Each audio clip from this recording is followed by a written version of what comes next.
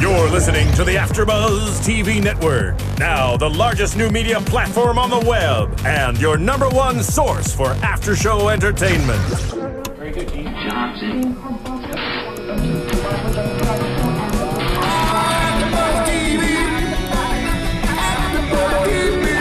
From the AfterBuzz Studios in Los Angeles, California, presented by Maria Menounos and streaming live thanks to Akamai Technologies, this is AfterBuzz TV's Extant After Show. We'll break down tonight's episode and get you all the latest news and gossip. And now, another post-game wrap-up show for your favorite TV show. It's AfterBuzz TV's Extant After Show. Waiting.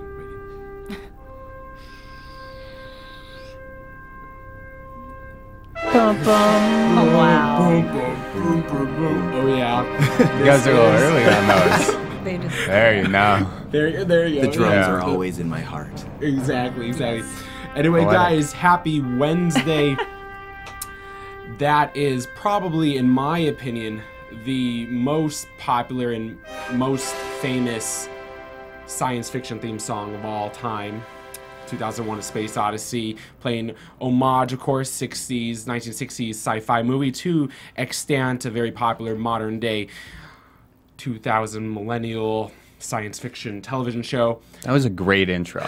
I loved every word of that. Thank you.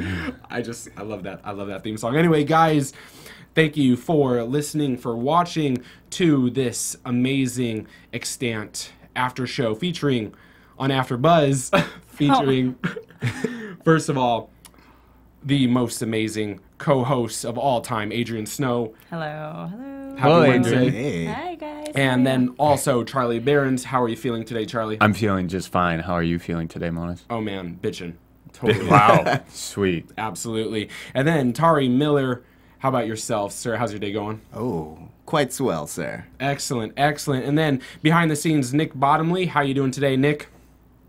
Doing great. How are you? Oh man, chill like a Ville. Anyway. Adrian's He means- just shaking her head. Yeah. He means a really cold village. Yeah. It's all fun. Anyway, thank you everyone once again for listening, for watching to episode 6, Nightmares for Extant. What did you guys think of this episode today?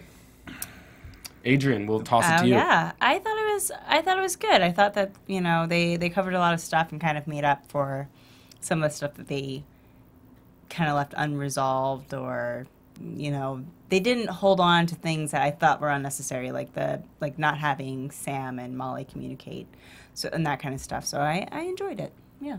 What about All you right, guys? Charlie? Yeah, well, I thought it was filled with a lot of themes. Family, for one. You have Sparks and Sam and Molly, Ethan, John, all having their own little family theme and undertone. Mm-hmm.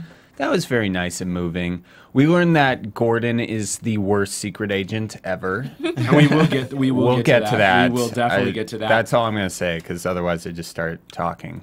No, really quick, Charlie. Yeah. You mentioned family, and that is what Spielberg, who is behind this show, he is famous for that in many of his movies. His big motif, father figures. Yeah, the father figures, the theme, the family.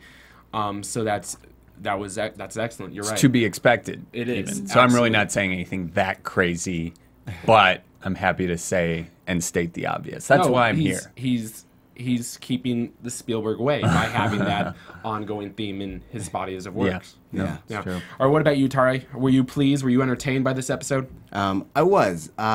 I was telling Charlie before the show that I was reading an article that was saying essentially the season is broken into 3 acts, and so the last episode was the end of the first act, and you can really tell because at this point everything is really taking off. Like all the little seeds that they've been sowing are now starting to come together, kind of like Adrian was saying, and that like things are kind of starting to pay off, and you get a little bit of mystery here in addition to more answers to questions you had before. You're right. And I noticed, you're right, the speed of the episode, especially this episode, was a little bit faster. And, Molly was juggling a lot more characters. It wasn't just Molly and John. It wasn't just Molly and Ethan. I mean, we have Molly and John, Molly and Ethan, Molly and Sam, and she's now juggling a whole lot more, I felt. You know, at the beginning with Molly, she comes to the rescue when Ethan is having not just a dream, nope, it's a nightmare. Now, only one. Now, even though this title is called Nightmares, he's only having one nightmare. What did you think that Ethan's nightmare was about, guys? Tauri, we'll toss it to you first. Well, I had originally assumed that it was about him getting taken by the agents. Because, I mean, for any kid, whether you're real or not, like, that's a traumatic incident. People coming up, grabbing you, kidnapping you, and then electrocuting you. Definitely the death. electrocution. Yeah. So that was my first assumption. I mean, we find out later that it was something else, which is even more intriguing. And you know what's really significant about this is because Ethan is not programmed to dream or have nightmares. So he's, what I think is he's developing his own AI by himself. Right. He's becoming more machine, going to take over the... What? He's becoming self-aware. more human. That's self where you're more... going with that? Where did you think he was going with that? I knew that's where he was going with it the entire time. Thank you. I don't know. When they said that he's not supposed to dream, the first thing I thought was, "Oh, do androids dream of electric sheep?" And so, I'm sorry, that's a really nerdy reference to Blade Runner, but It was awesome. It was awesome. I was excited to see that and kind of and realize that he is kind of advancing and what does that mean, and just to go off of Blade Runner, how the androids in that film, while they were kind of psychotic, I mean, at the end where what's his face is dying, it's so beautiful, the words that he says and the understanding that he has of humanity, and just kind of hoping that maybe Ethan will get to that point where he has this kind of understanding for humanity and how that will affect him. Yeah. Yeah, I actually, just jumping off that, I think it's really amazing that he's taking on these very human attributes, which is dreaming at an accelerated rate. And so he's doing the basic things humans can do faster than the humans who created him thought he could do it. And at the same time, he's doing the most complex, like that whole Powerball thing he was making at the end with the numbers. He did that faster than John could do it. And I think that that's foreshadowing for season 3 what's going to happen when his kind get too powerful. You're all about season 3. You guys just think that the androids are going to be awful. It's You can't wait until... I can't wait. Until Because season you 3. know why? Because it's going to be aliens versus Ethans. That's what it's going to Wow. be. Yeah. I can't I wait wrote to- that down. I thought it was that important. Aliens versus Ethans. Ethan is going to set up an entire kind of his people. You mean humanics? Charlie... Humanics, but humanics is what humans think they're creating. What Ethans are is something beyond humanics. Charlie, Think about that. I know, I'll shut up. No. I'm just saying, you're knocking the wind out of me, man. Like I'm speechless. That was really? That was beautiful. Yeah, was you know, beautiful. It's all about the I season should 3. really I can't pay you wait. before each one of these because it really the support I get during the show from you Absolutely. is worth the $5 every time. So, Oh, boys. you know, this is a big thing. Ethan Dream is a big thing, so John obviously takes him to the lab, you know. I feel Molly really wants to be a family. Like Ethan, you're right, Ethan really wants to stay with Molly when he's having this dream, but John then is the scientist, and we have to take you to the lab. We have to take you to the lab. Get him to the lab. Get him to the lab. I didn't like that much, but he is a robot, you know, he is, so that's what happens. And obviously everyone is taken aback by Ethan having a dream. And as Charlie mentioned, Ethan's not just dreaming, becoming more sophisticated. His mind's becoming not just more sophisticated, but also his mind is, you know, he's faster. His reflexes are faster, you know, his intelligence level, because he's playing these games, and he's leaps and bounds better than he was, days before, weeks before? I mean, a very short time period. Right. So anyway, while that's going on and we're learning more about that, Molly and John devise a way to spy on Sam, don't they, Adrian? They do, yes, with some of the technology they use on Ethan, which was very complicated when they were explaining it. And I was like, I don't know if I'm following what is going on. But basically, it's this little thing in the android Humanix ear that can dissolve into the skin, and from there it can record. I guess what it does is that it records sound and then plays it back into his brain, essentially, and that's how he's able to process what he hears. And so they take that technology and put it on Sam, and they're able to listen in on what she's talking about with Sparks. So that was a great explanation back, because the first time around I definitely did not get that. I was like, what is this? What is he talking about? There was very complicated explanation they had going on. Yeah. Too much exposition. Just say it dissolves into the skin, and then from there you can Gobbledygook, gobbledygook. They're in the future. Everything has to be super complicated. Everything, I like, suppose. essentially the thing is to berate. Yep. Berate the audience with techno mumbo jumbo, and they'll go, "Yep, that's sci-fi." I concur. Yeah, yeah. Whatever you said, I take it. Yeah, that's how I feel watching most sci-fi. So. Yeah, and now, Charlie, did you feel, that John and Molly especially are reeling from, the baby issue, because that's still the elephant in the room. Where's the baby? What is this baby? What, did you feel that, because you were, at the beginning, you stated a big family. That's really what's bringing this family together. Yeah, no, I love when I start sentences like, yeah, no, like they just discontinue. I do it all the time. Anyway, I think the family issue is really interesting in this episode, because you have obviously Sam, who is playing on Sparks' team because Sparks uses family to manipulate her. You have Molly and John reeling with the loss of the child, what was going to be their family, and that's what they're striving to find. Meanwhile, you have Sparks, whose central motive here with his daughter, I think his daughter, her dying, I think he replaced her with the mission.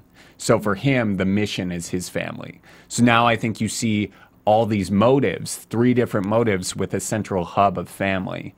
And I think that that's going to continue to perpetuate. And when you ask, like, because we were asking during the show, like, why is Sparks such an evil bastard? But it's because it's his family, and that's what this mission has become his family. So then you can see where he's coming from, kind of. Absolutely. And he has a creepy moving picture. I hope in the future those never become a thing, because it is so scary. It's like Harry Potter. Yeah, it is Harry Potter. And we accepted them in Harry Potter, so... And they did it in the first episode with well, that was a little creepy. When it's someone who's dead, that's when I think it's a little creepy, because they had that picture with Marcus and Molly in the very first one, which is looking back. Right. I can see that so being you don't think that's creepy at all? I don't, because I just think of Harry Potter, and it was so magical in Hogwarts. You're right. I should go watch Harry Potter again. I agree. I am in the wrong in this one. It's a moving mobile picture GIF. is definitely not creepy. Yeah. Yeah. You're right. So then, Sorry, you're right. pretty much, Molly then has an encounter again with Kiger. Kiger, he still wants to get to the bottom of his own conspiracy. And how does that all unfold, Tauri? Sorry. No worries. You're like, I totally forgot what happened. Yeah. So, all right, so... Ask it again in a different way. Yeah, seriously. Kiger, Molly, right? Kiger, Molly. So we have Molly and Ethan. We have Molly and John, and pretty much Molly a little bit with Sam, but, the whole Molly and John and Sam trying to listen to Sam. But then we have still Molly wants to talk to Kiger. And how does this all go down? I mean, does Molly get the information from Kiger? How does this all unfold? Because there is a big encounter that happens. Right. Well, Kiger is playing secret agent right now. Even better than, like, last week, Adrian and I were talking about how bad the ISEA was at being, like, secret agents. So bad. But Kiger is super on top of things. Like, he follows Gordon to this oxygen bar. And once he's out, he steals his fingerprints. He infiltrates the ISEA. Like, he even hires this dude to, like, do a phone drop-off with Molly. Like, it is straight up James Bond stuff right there. Yeah. It's nuts. Yeah, that is great. And if he hadn't have been caught, it would have been, like, perfect. But he did have some slip-ups as well. Just like right. you know. I'm still guessing in this, who is the comic relief character in this show? I'm still like, is it supposed to be Kiger? Is it supposed to be one of John's lab rats? I thought it was supposed to be, Charlie, I guess. Yeah. And yeah, the lab rats, Julie and Charlie kind of, well, Julie less so, but... Because sometimes I feel even Kiger is supposed to be the comic relief. Oh, my beard, you know, kind they of this have funny moments, yeah. Right. All right. Yeah. I don't know. I found him quite comical, though. The look of him, and he just doesn't fit. He's not as fit as the very fit Cass. He's kind of... I know, the guy can grow a beard in, like, one scene. Yes, Yeah, right. exactly. Exactly. That is funny. Yeah, but anyway, nice. We find out a lot more about Agent Gordon Kern, as we said. What did you think? He goes into this oxygen. It's not really strictly oxygen. Like element bar. It's Right. Because you have the Absalom. periodic table of elements. What's Absalom? I think that's Googled it. It's a book in the Bible, I think, the Old Testament. Really? Maybe I mis-Googled because I was watching the show and Googling, but that's what I think I came up with. I figured it was just like how the periodic table, they're all abbreviated, that it was some type of abbreviation. No, here's the important question. What would your element be to...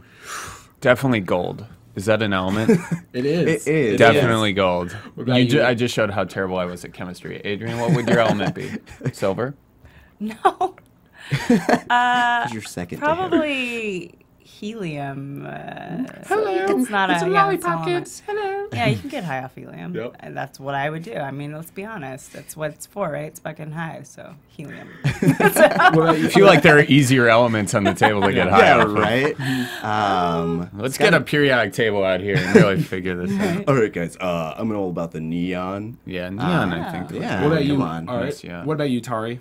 I'd say, neon. Excellent. That or hydrogen. So 'cause because it's of- number No, one. no, you're not but going to... hydrogen is dangerous. Like, well, you have to be careful about, like, well, what is going to be damaging to me? Helium is dangerous too, though. Oh, yeah, but hydrogen's more dangerous. Guys, I love this I tangent. live on the All right, guys. No, Monis, before you move on, what was- answer Yeah. your element. Yeah, what's your Guys, so I'm kind of like that classic suicide guy, so I'll have a little taste of it all and just engulf it all and just see what happens. OD. OD. Okay. all the elements. Oh yeah, all of them at once. Just want to see what happens. Remind me to not party with you on the Yeah, weekends. ever. Like, that's not So, well, we obviously know metal because substances. Okay. and this is why Gordon Kern is messing up. I mean, we see he has this kind of addiction, so he's messing up, isn't he, Adrian? Yeah, he's just bad at what he does, and he should be fired. And maybe in the future you can be kind of incompetent at your job and still maintain your job. But here in 2014, that's not how it rolls. But in any case, he's just bad. He's just bad at his job. Yeah, I totally agree. I mean, let's talk about this. I actually wrote down a little thing, like 3 reasons that he's the worst secret agent Go ever. for it, yes. Number 1 is his drug dealer steals his fingerprints. You know, the little Right? Absalom Yes. peddler or whatever he was. How do you let that guy do? And then How he do you goes let back that to happen? kick, and he doesn't even effectively kick his ass. You know, No. he leaves him on a pile. He throws him into a pile of boxes. Safest landing ever. Terrible secret agent.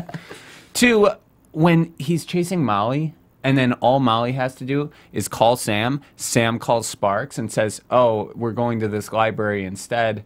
Why isn't there something going off in Gordon's brain going, Well, it does. Yeah. But yeah. But yeah. "Oh, does it? Just too late." Well, no, because he catches him, but But- he doesn't and- see him with Molly. But he catches him with like that little temple teaser thing at the end. Yeah. You know, it's like that's the worst. Does he even kill him? No, I don't think so. I don't He's think supposed it's to his take intention. care of that. Anyway, he definitely missed the James Bond audition, and so to Extant he went. Well, there's just a lot of stuff that he does that just doesn't seem to make any sense. And then at one point I thought, is he having regrets for some of the things that he's been doing? Because at the beginning, they have another astronaut on the Seraphim at that moment, and he hasn't gone into the hallucinations yet. But they know it's going to come because it's already started to have hints of like bin, the electronic device they use going in and out. Mm-hmm. And so he asks Sparks to bring the astronaut back, and Sparks refuses. But there seems to be this moment where Kern is kind of like, what we're doing is wrong, and we should be taking care of them. So maybe that's why he's so incompetent, is because he's struggling morally to do the right thing. Yeah, that would explain why. And By that. Sparks, he really doesn't want to babysit Kern. I mean, he doesn't want to babysit anybody because, I mean, he's babysitting really Molly, I feel. He just does not, he's so frustrated with Kern right now because this is just some added minutia in the pile of garbage that keeps on piling on him.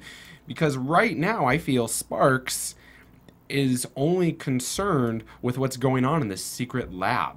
The secret lab with, what is our new scientist? Coulter? Dr. Coulter. Coulter. With Dr. Coulter. Yeah. So, yeah, why is Sparks so fascinated with Dr. Coulter, Charlie?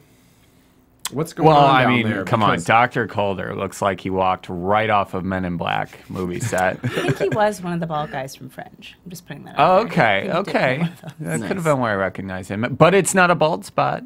It's not. He's got the Olympic rings on there. the Olympic rings. Those are the solar panel for the sex machine. I read that somewhere once. Awkwardly moving on. Wait for it. 3, 2, 1. Back to Dr. Coulter. He knows how to wield a hatchet, right, Tori? Oh yeah. He went storming through that lab after taking Meehan hostage. He busted up all the cameras, killed Meehan straight up, and was just like, "Hey guys, baby sleeping, keep it down." It's because though. It's because these rings. These, what did you call the rings of what? The Olympic rings. No, before the sexual. Oh, it was so bad that I don't think I'm gonna repeat it. Okay, I will. It's like that one T-shirt that like everybody's favorite dad wears. It's not a bald spot. It's a solar panel for a sex machine. Well, the rings looked like what that solar panel might look like. But you know, if they were a solar panel for a sex machine, he would not end up killing other scientists. I mean, these rings are killing people. I mean, they're controlling his mind. True. You know what? You debunked that. Adrian, please talk. Yeah. We're Absolutely. derailing. Sorry, they're all about sexual panels right now. No, so yeah, so the rings are basically a symbol of, one person, I forget who brought it up, but they said that it's a distress signal. So, Kiger brought that up, that it's not like the sign like the Olympic or sexual signal of an alien. It's basically saying that, hey, I am distressed and I need help. And that's what the alien kind of shoots out whenever it's feeling alarmed. And then after it does that, it basically makes whoever has the ring either go insane or it's a sign that they're pregnant with the alien. Right. So when they see it on the back of Coulter's head, that makes them, it kind of jumps and links with the fact that Kiger's stolen this piece of video, which explains why Coulter went insane. Because I guess when the alien is in a group setting, so when it's not with just a lone person, it causes this kind of animosity amongst all the other humans. So this brings us to Sparks' daughter, who was on a ship called the Aruna, who apparently they also got possessed by the spore aliens, and because they're spores. Yeah. And when they did, it basically possessed them to go insane and kill each other and then kill themselves. And so the reason why Sparks has been so upset about this and his daughter's death is because when she was possessed, she was pregnant as well. But because she was with other people, they turned on everyone. So the other people attempted to kill her. So she sent herself off into space, which means she may not be dead because she did send herself off into deep space. It's true. So I'm just putting it out there. She may come back. Uh-oh. You know, and also, That's yes, good these prediction. These rings were all over this episode, and finally to, you know, we see that Ethan, we see more of, we really don't know what this actual nightmare is, but he is drawing these rings. He is, you know, it startles Molly, and he is drawing these dream, you know. He's such a good actor. Yeah. I always think about that because, like, this thing, for a little kid to do in the creepiest way he was doing it. It reminded me of like Bill Paxton in Aliens. He took like a knife and the android doing it. I thought he might stab her for a split second, even though I don't think Ethan's violent for a split second. I thought he might stab. Welcome to my. I don't think Ethan. He's like creepier than the Red Rum kid from The Shining. You know? Yes. Yes, absolutely. That's hard to do. Absolutely. So yeah, and then also we learned that Sparks is, you know, pretty much he's doing all of this for himself. He's doing this to, you know, get in touch back with his daughter, but we don't see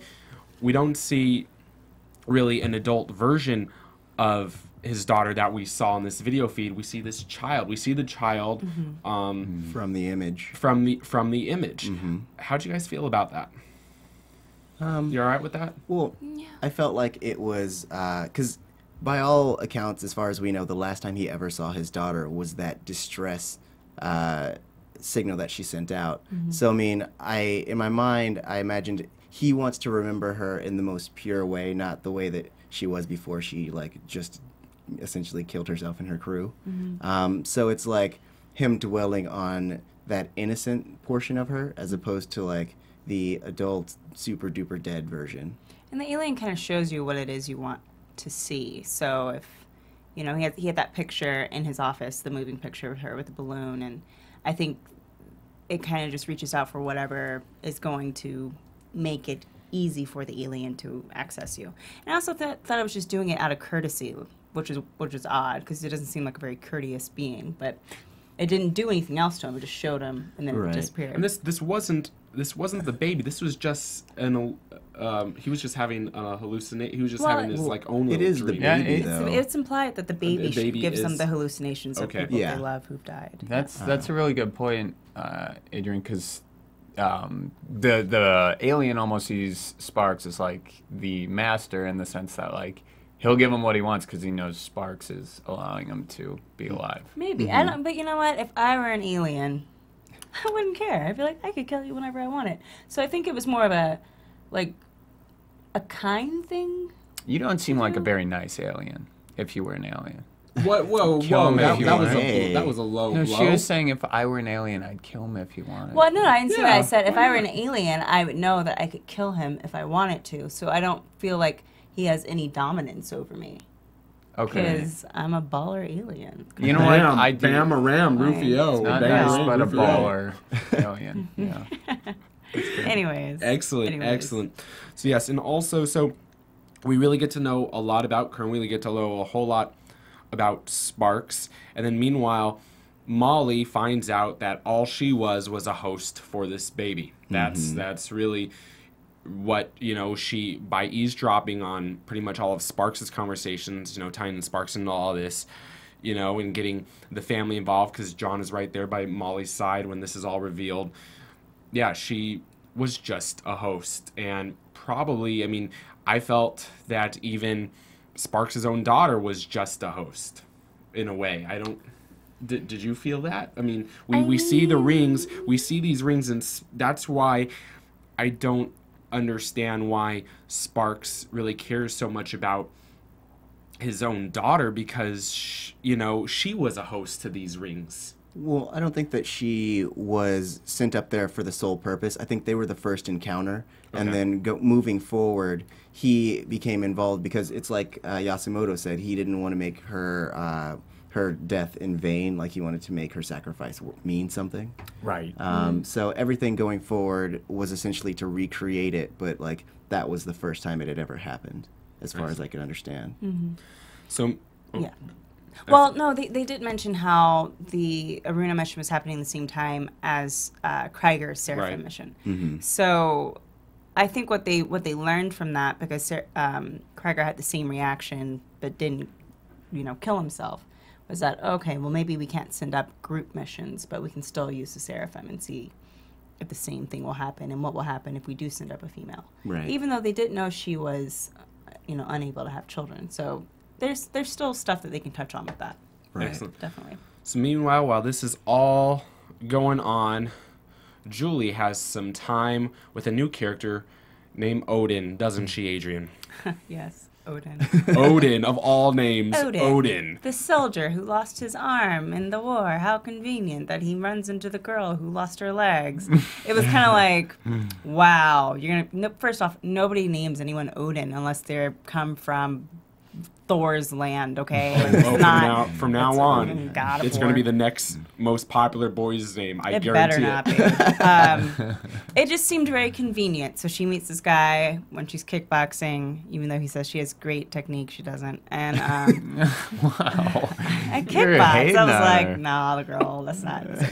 I'm sorry. But it seemed very convenient how it all happened. And then when she offers to help him with his arm, because I guess when they have prosthetic arms, they can make a sound from time to time.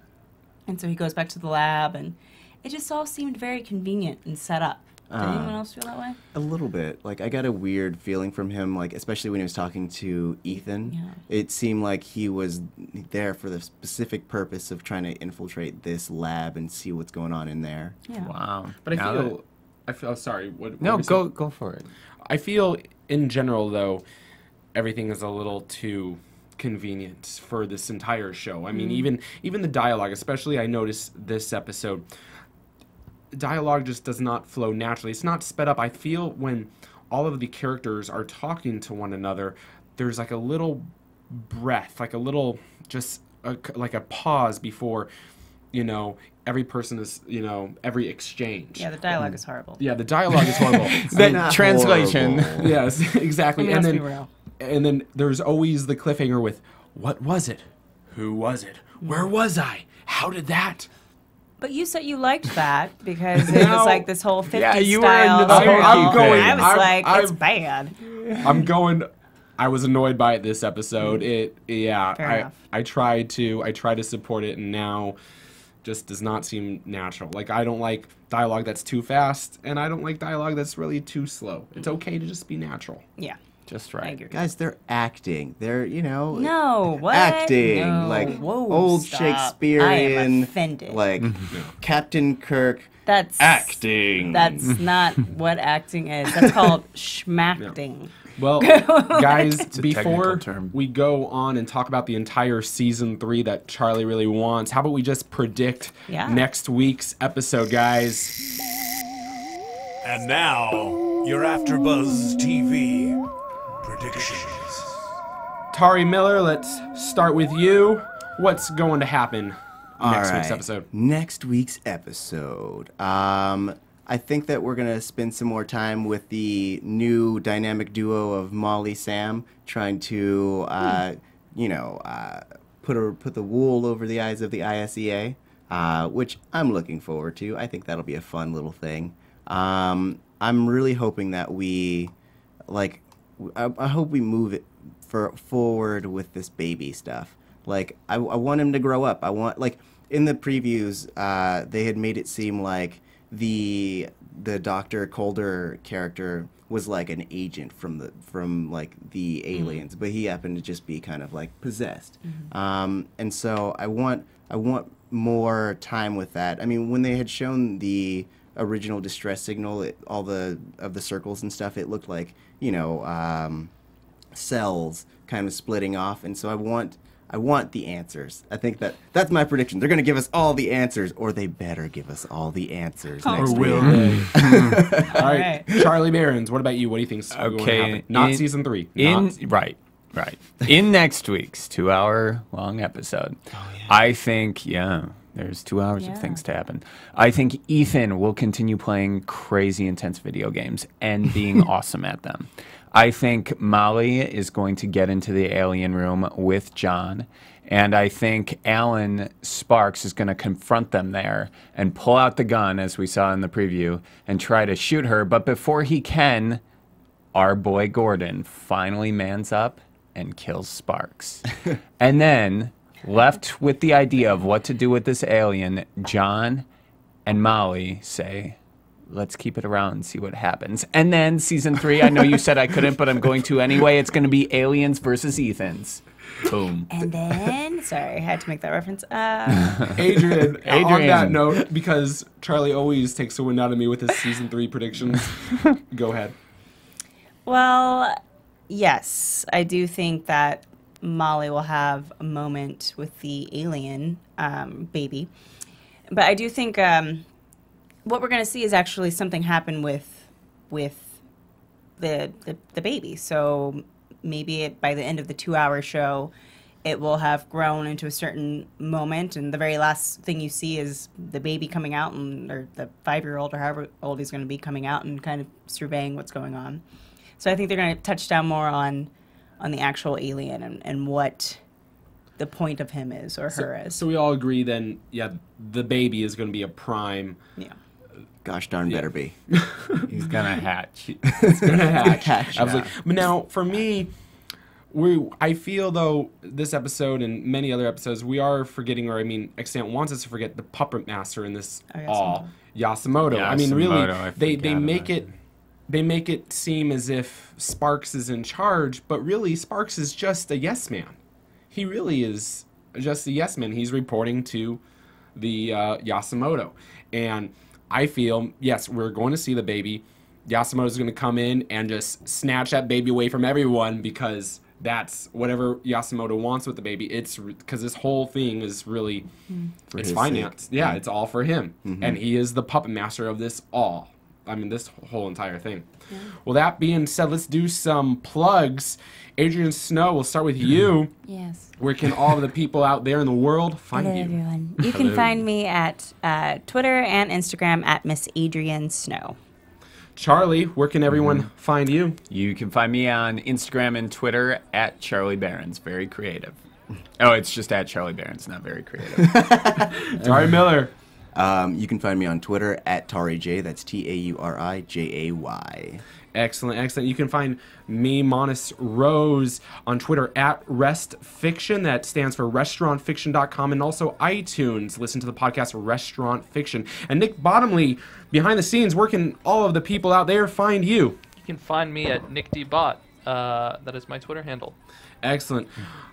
Guys, thank you for listening. Thank you for watching. Thank you, guys. Keep it real, keep it fresh, and always keep on the flip side. From executive producers Maria Menounos, Kevin Undergaro, Phil Svitek, and the entire AfterBuzz TV staff, we would like to thank you for listening to the AfterBuzz TV network. To watch or listen to other after shows and post comments or questions, be sure to visit AfterBuzzTV.com. I'm Sir Richard Wentworth, and this has been a presentation of AfterBuzz TV. Buzz you later. The views expressed herein are those of the hosts only and do not necessarily reflect the views of AfterBuzz TV or its owners or principals.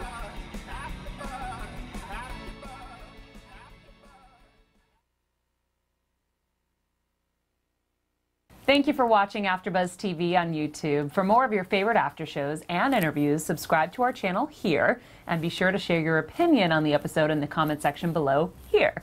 We'd love to see what you guys are buzzing about. Thanks again. Buzz you later.